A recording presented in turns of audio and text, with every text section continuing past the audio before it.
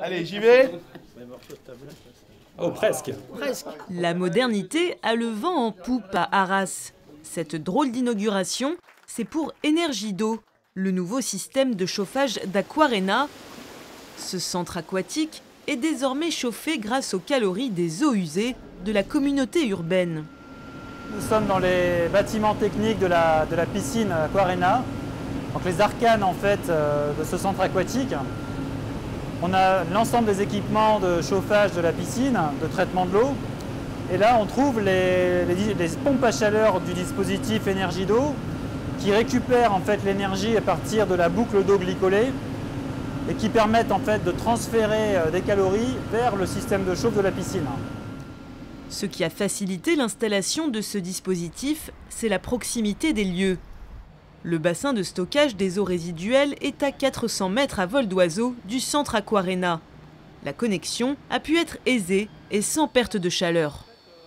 Nous ne sommes plus au centre aquatique Aquarena, mais au bassin de stockage d'eau usée S1 de la communauté urbaine d'Arras, à l'intérieur duquel on trouve le cœur du système Energido.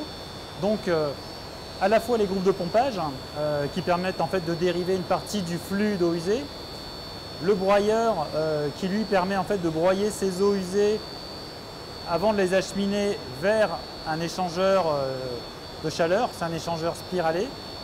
À l'intérieur de cet échangeur donc, sont échangées des calories entre l'eau usée et un fluide caloporteur.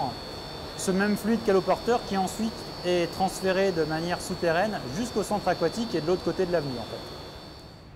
D'une capacité de 20 000 m3, ce réservoir représente une source d'énergie importante. Mais sans système de récupération, cette énergie aurait été perdue.